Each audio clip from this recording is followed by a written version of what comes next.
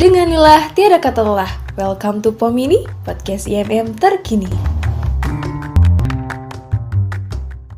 Assalamualaikum warahmatullahi wabarakatuh.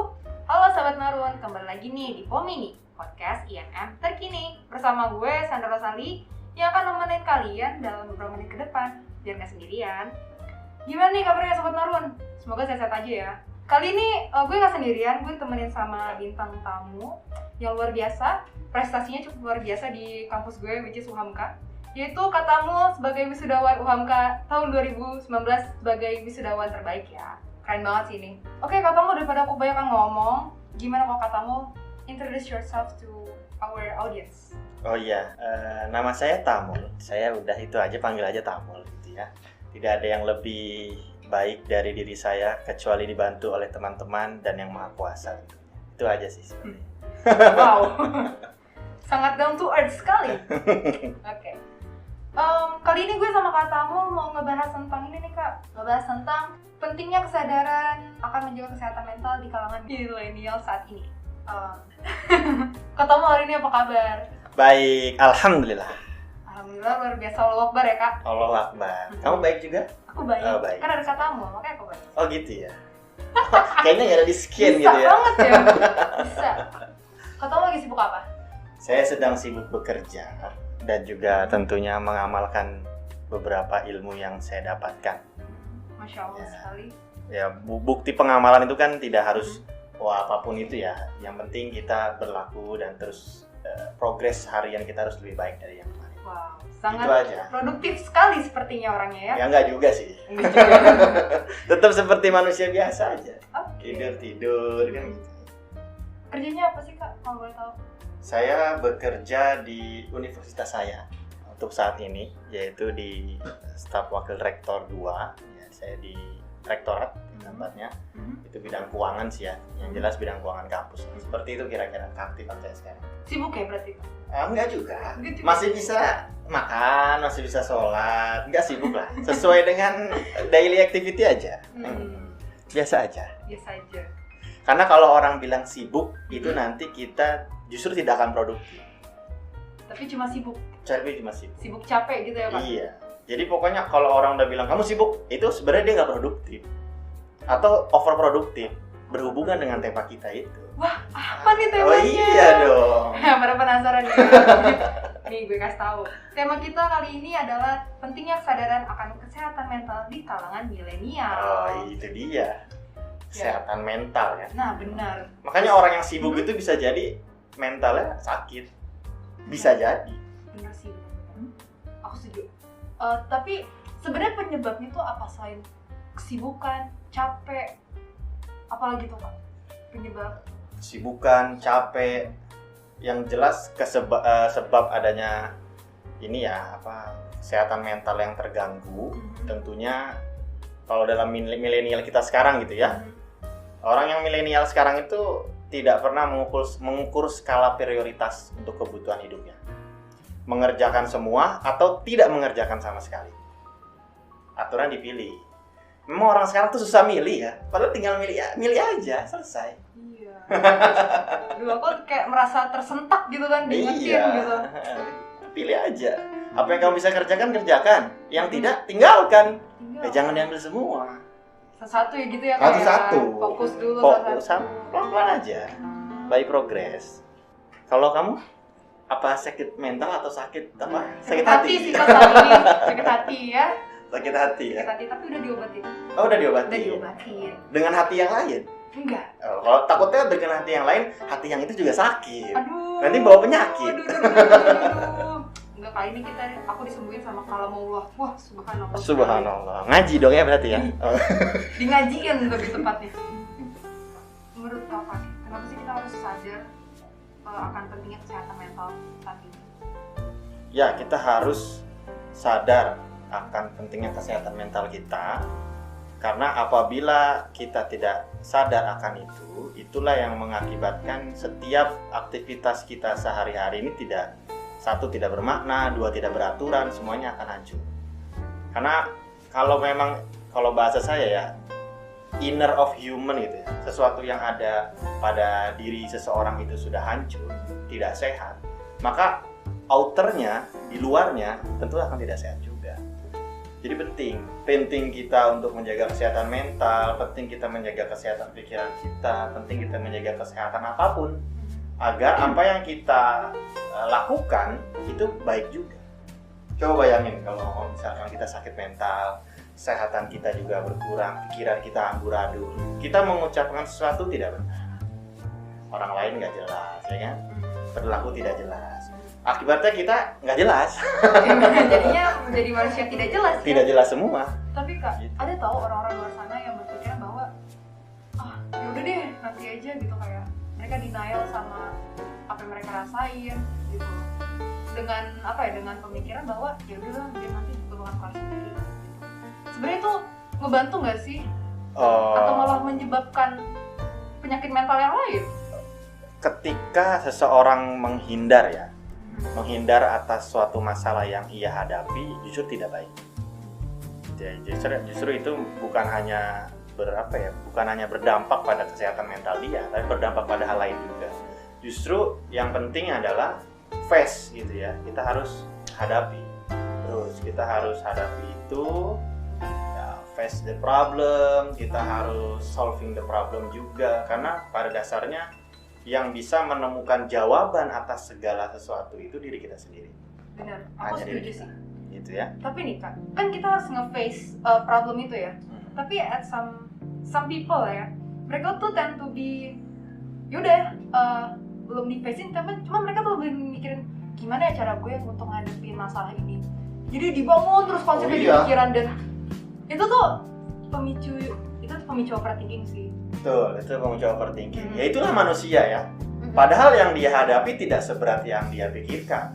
Atau sebaliknya, yang dihadapi berat tapi mereka terlalu meremehkan juga. Ada juga yang seperti itu. Ya salah satunya adalah kita harus sadar akan realitas. Sadar diri. Oh, masalahnya seperti ini. Oh, kita nggak bisa ngelakuin, minta bantuan orang. Cari bantuan orang. Kita kan nggak hidup sendiri. Kita ada teman, ada orang tua, ya kan?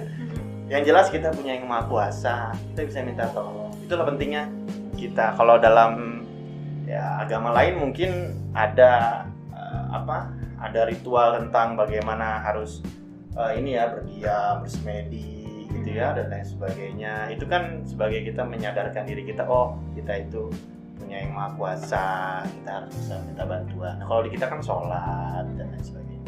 Ya hal-hal yang seperti itu bisa menolong sebenarnya. Jadi spiritual connection-nya juga dibangun lagi ya Kak, untuk ngenyembuhin itu lah ya. Oh, bahasa kamu bagus ya? Spiritual connection ya. Saya mau nyebutin itu susah banget itu. Wah. Emang kadang otaknya suka cepet gitu connect. Iya, begitu kira-kira.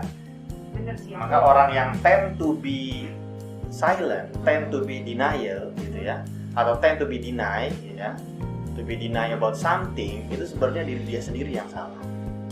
Dan itu harus diri dia sendiri yang memutuskan untuk tidak seperti itu.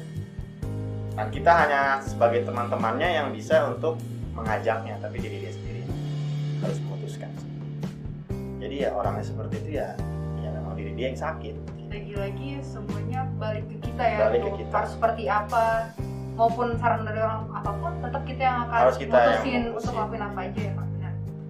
Terus nih Kak, kan anak-anak milenial bahkan sampai Gen Z itu kan Gen Z, Gen Y, gitu ya? Oh, Gen Z ya. Mereka kan kayak, waduh kita semua udah penuh banget deh sama kita ibaratnya punya dua dunia nih. Dunia realitas sama dunia maya. Wow. Dan kita tuh tend to be spend more time in dunia maya gitu. Dan kebanyakan para millennials gitu sampai ke Gen Z, mereka tuh mudah terpengaruh gitu loh kan sama influencer gitu. Dan ini balik ke pernyataan kakak yang tadi ya sebelumnya. Kayak orang-orang tuh maunya ngakuin semuanya gitu, atau nggak ngakuin sama sekali. Dan kalau emang nggak bisa terusnya minta bantuan aja terus segala macam. Nah, kebanyakan influencer itu baik sih tujuannya gitu kan, untuk I don't know how to say. Mungkin ini kali ya kayak letak permasalahan atas sosial media itu. Iya, kadang nge-influence millennials untuk ngelakuin suatu hal yang produktif. Jadi emang sih beberapa millennials bahkan Gen Z tuh bisa mengikuti hal itu, tapi kan banyak orang yang nggak bisa juga, jadi memaksakan diri. Jadi Nah itu tuh I see. kayak langsung kok gue nggak bisa sih, padahal dia bisa gitu loh. Atau I want to be that girl gitu. Tend to be myself.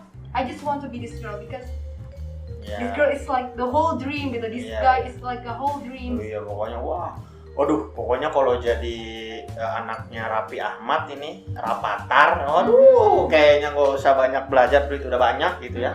Pengen jadi kayak mereka gitu ya, punya uang banyak, ini banyak dan lain sebagainya. Atau mungkin menjadi sebuah sosok yang sangat cantik misalkan, dengan kemampuan make up yang sangat baik gitu ya. Tapi kita coba, alis miring lagi nih kayaknya. Iya, ya beda. Ini kan kanan kiri susah gitu ya, gitu. kanan kiri. Pakai kerudung kagak rapi lagi gitu kan. Mau beli make up yang mahal kagak ada duitnya, iya kan? Padahal dia pengennya itu gitu. Akhirnya kita mencapai itu, tidak bisa mencapainya, jadi stres gitu ya. Jadi kesehatan mental terganggu.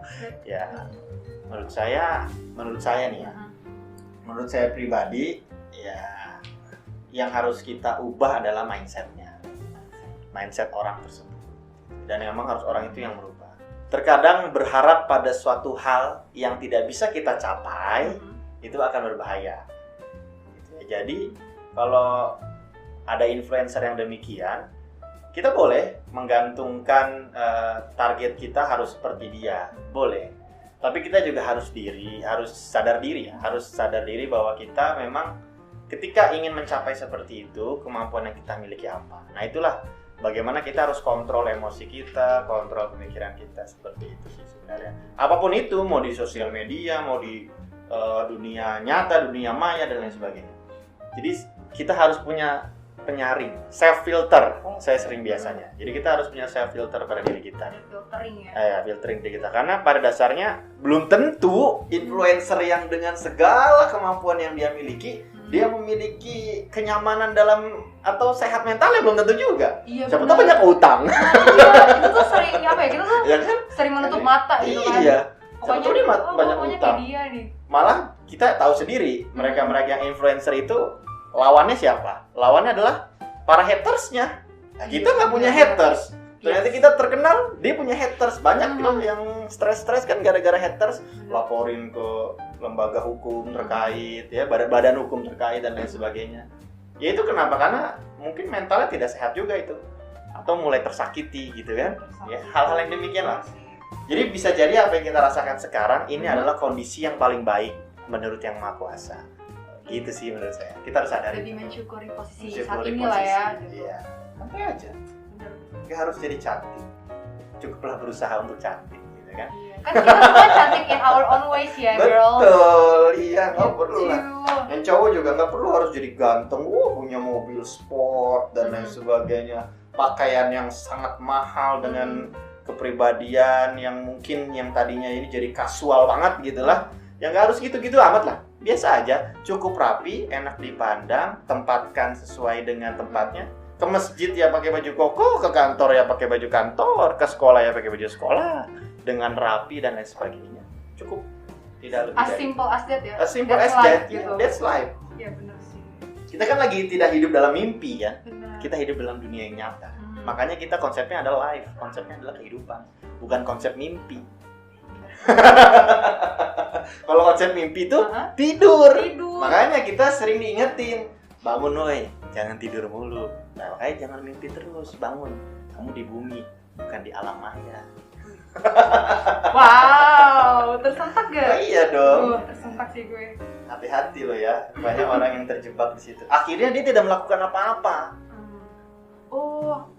Ini enggak sih? Mereka akhirnya apa ya? Aku pernah baca buku ya, Kak. Jadi tuh kadang orang-orang yang kayaknya mereka tuh sebenarnya bisa dibilang kurang bersyukur akan hidupnya yang saat ini. Betul. Jadi mereka tend to be having another world in their mind. Apa ya? Aku bilangnya dunia Marsnya mereka. Iyalah. Jadi mereka mengskenariokan kehidupan yang mereka mimpikan gitu. Terlalu banyak berhayal ya. Jadi itu menjadi suatu bahan pelarian dan Loh iya, betul. itu penyebab juga, itu bisa nyebabin mental health kan? Oh sangat sekali. Waduh. Itu akan menyebabkan kita sangat sakit lah mentalnya dalam hal ini. Mental health kita terganggu menurut saya hal yang demikian.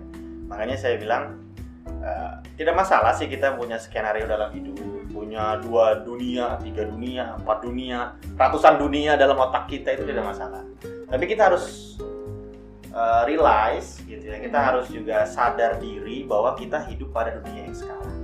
Dan semakin kita berpikir dan berhayal pada suatu hal yang tidak pasti, disitulah letak ketidakproduktifan kita. Malah kita tidak akan melakukan apa-apa, atau kita melakukan sesuatu malah setengah-setengah, atau tidak sesuai target. Nah, ada orang lain akan dirugikan, kamu akan semakin jatuh terperosok ke dalam, sehingga orang lain tidak percaya atas kinerja kamu, orang lain juga tidak percaya tentang sosialita kamu dan lain sebagainya. Kepribadian kamu akan hancur. Dan ketika itu terjadi, orang-orang itu akan lari lagi ke dunia yang lain, sampai tidak ada habisnya sehingga maut menjemputnya. Dan itu tuh kayak bisa ini kan, depresi. Iya, dan itu akhirnya depresi. Kalau udah depresi, udah benar-benar sakit sekali, maka orang-orang seperti kita mungkin sudah tidak bisa untuk membantunya, harus dibawa ke psikiatri ya, dan lain sebagainya. Harus dibantu lah. Bahaya lah hal yang demikian, yang merusak itu.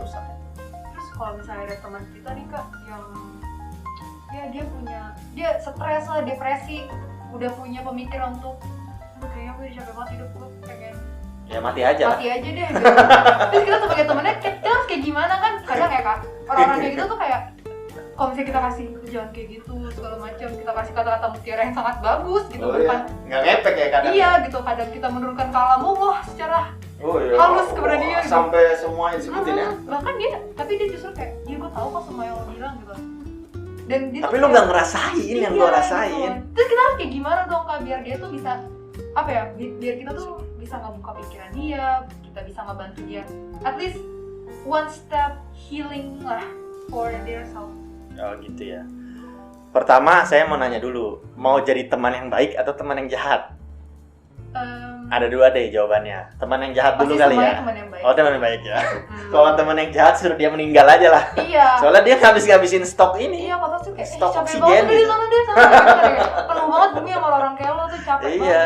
Kayaknya kalau orang-orang kayak lo ada di sini, ini bumi akan terbelah menjadi 2 kayaknya ya. Iya, gitu. Orang-orang kayak lo dan orang kayak gue iya, gitu. Kayaknya akan menciptakan kelas sosial baru nih. Iya, kelas sosial baru. Tapi nggak boleh kayak gitu. Nggak boleh gitu, nggak boleh. Oke, kita tetap di podcast inilah ya, atau di kehidupan kita sebagai teman yang baik. Teman yang baik. Harus seperti apa? Nah, kalau sebagai teman yang baik, tentunya jawaban pertama adalah jangan menambah beban hidupnya. Itu dulu jawaban pertama. Oke. Jangan menambah beban hidupnya, beban pikirannya, beban jiwanya, semua jangan nambah. Maka hal yang bisa kita lakukan adalah tidak berbuat dan hanya mendengar. Itu dulu. Kita dengerin aja. Dia mau apa? Kalau dia ternyata mau curhat, artinya kan ada step dia ingin merubah. Ada step dia ingin untuk kembali kepada kondisi yang lebih sehat. Maka ketika udah punya step itu, kita kan gak harus ngelakuin apa-apa, dengerin aja. Dengerin dia minta solusi, kita kasih solusi yang baik. Kalau itu sudah bisa dilakukan, nanti lama-lama juga dia akan kembali kepada seperti semula. Ingatkan dia kembali kepada apa sih tujuan awal dia sebenarnya. Ya hal-hal yang demikian lah, cukup didengarkan. Karena kadang biasanya kalau milenial kita kan orangnya pinter-pinter ya, kayak mungkin yang tidak pintar misalnya seperti itu. Amin gitu lah ya. Mudah-mudahan milenial pendengar kita ini kan orangnya pintar-pintar. Iya. Kadang biasanya dia hanya butuh untuk didengar. Solusinya dia udah ada sendiri. Iya. Jadi buat apa gitu? Bener sih. Udah kita mau kasih solusi gitu. Iya, gue tahu kok harus kayak gitu. Iya udah denger aja. Kadang dia hanya butuh untuk didengar. Hanya untuk didengar. Nah, Dan ini kali kayak nggak menjudge apapun. tidak menjudge apapun apa yang dia lontarkan. lakukan, itu sangat penting. Makanya jangan sampai. Bener, our community tuh kayak gitu tau. Iya. Lu nggak boleh kayak gitu, lu dosa Nah itu lu kayak. bahaya lu. Ya kayak gitu tuh udah males banget. Lu kafir, lu masuk aja. neraka lu. Iya. Buset, kayak gitu. Ih, dasar. Dasar lu nggak sukses ya, mental ya, lu nggak, lu nggak banget, lu nggak bakal dapet dia ya, Iya, terus ada juga tau kayak gini. Iya, lu kurang sholat tahu, lu nggak pernah ibadah lu. Nggak pernah Kasih ibadah. cobaan lu sama Allah. Kayak orang-orang kayak gitu tuh kayak apa sih gitu ya. Gitu. Iya, dia Udah kayak soleh. udah Tuhan banget gitu ya. Udah kayak Tuhan di bumi gitu ya. Iya, udah kayak aduh, Nabi aja kayaknya nggak kayak gitu ya. Nabi Pak. juga nggak kayak gitu. Nggak kayak gitu, bukan nggak kayaknya. Emang nggak kayak gitu. Emang nggak kayak gitu. Iya sih. Nggak justifikasi seperti itu. Biasanya yang bener. dijustifikasi Nabi, justifikasi yang keluar dari sabda Nabi itu bukan orangnya, tapi sifat yang dia lakukan. Dia, lu pemabuk ya, haram itu. Bukan pemabuknya yang haram, memabukkannya, sifat mabuknya yang diharamkan. Maka jangan mabuk. Gitu. Bukan orangnya, jadi yang disalahkan sikap. Terus misalnya nih Kak, kita udah jadi pendengar yang baik dan ternyata at the end kita tetap kita belum bisa menolong dia sepenuhnya. Akhirnya kita menyarankan dia untuk atau nemenin dia ke psikiater segala macam. Dan kadang tuh orang-orang tuh nggak mau ke psikiater karena dikira gila. Ada stigma-stigma kayak gitu kayak gue pengen ke psikiater nih, gue pengen kayak gini. Oke lah, kayak kaum kita tuh yang milenial sudah open minded lah, a little bit open minded gitu. Tapi kan untuk kayak orang tua kita saya kayak misalnya aku nih kayak wah anxiety banget nih sampai udah punya pemikiran yang enggak. Terus aku bilang ke orang tua aku kayak ma, aku ini nih aku sakit gitu loh, mau dong ketemu psikologi gitu atau psikiater. Dan terkadang tuh orang tua cenderung yang kayak apaan sih orang kamu sehat-sehat aja kayak gitu, masa sakit-sakit, atau kadang mungkin traditional parents ya yang pikiran kamu gila, langsung mengasumsikan bahwa penyakit sakit mental adalah gila gitu loh. Iya. Dan terkadang tuh lebih kayak yaudah lagi sarannya kayak udah baik-baik sholat, sono ke gereja, misalnya teman kita yang Nasrani gitu ya kayak. Iya benar. Karena memang kita kan negara yang spiritual ya. Ada berapa agama yang diperbolehkan oleh undang-undang? Ada 5. Jadi wajar hal ini. Jadi connecting spirituality itu penting.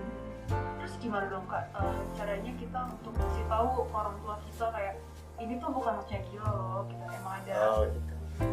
supaya orang tua kita paham gitu dan lebih aware kepada anak-anaknya gitu Kak.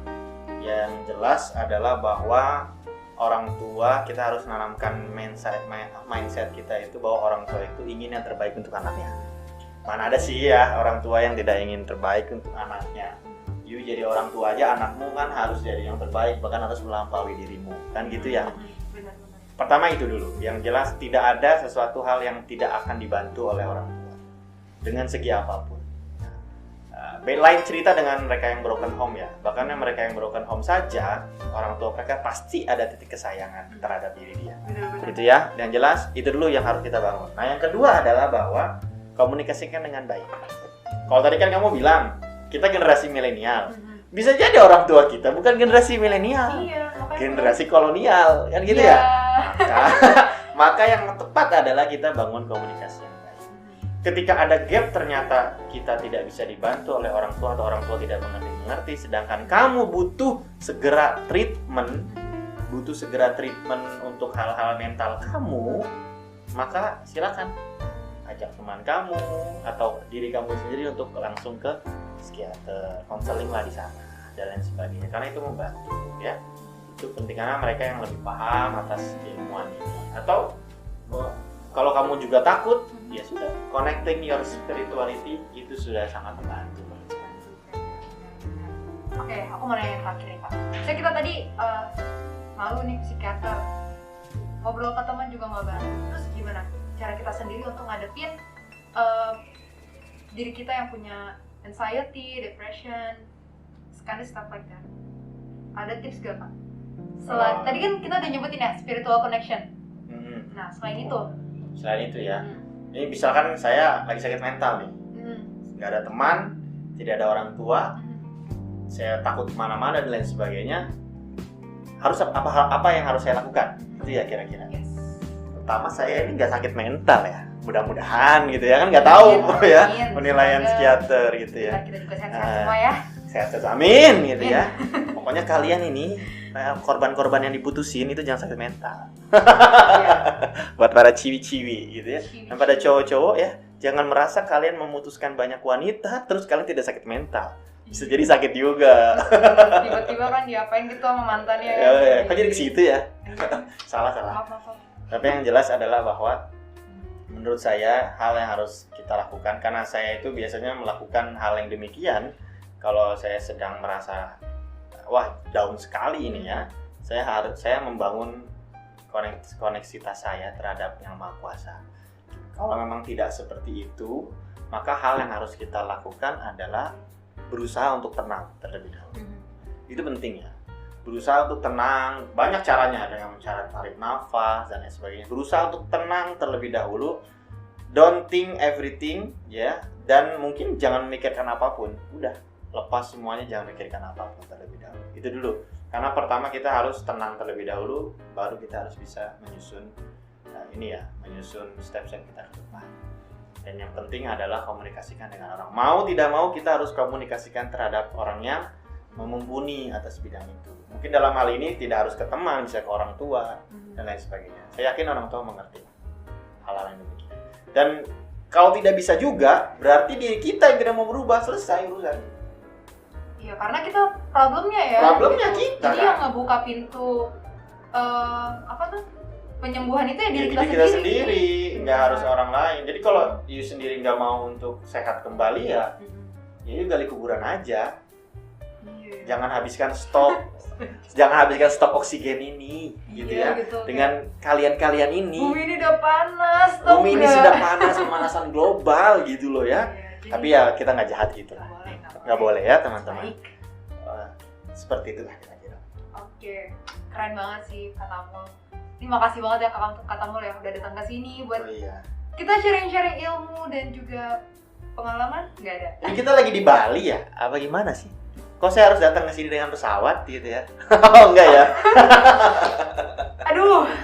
Kesebut ya Balinya ya? Kesebut Balinya, jangan dia bilang lagi PPKM. Oh iya, PPKM ya? Jauh sekali saya harus mencapai tempat ini ya? Iya, dengan segala usaha, alhamdulillah. Kita udah di penghujung acara juga nih teman-teman sekalian. Aku mau ngucapin makasih buat katamu yang udah datang. Makasih atas ilmunya katamu, dan semoga untuk para pendengar, Sobat Marun, mungkin ada teman kalian yang membutuhkan atau kalian ingin menjadi teman yang lebih baik, ya kalian udah bisa dapetin ya dari obrolan gue sama Katamal tadi. Makasih buat teman-teman Sobat Narun yang udah setia untuk dengerin POMINI, podcast IMM terkini. Jangan lupa untuk follow Instagram kita dan juga subscribe ke YouTube channel PKIMM FEB UHAMKA. See you in another episode. Billahi fisabilillah. Fastabiqul khairat. Assalamualaikum warahmatullahi wabarakatuh.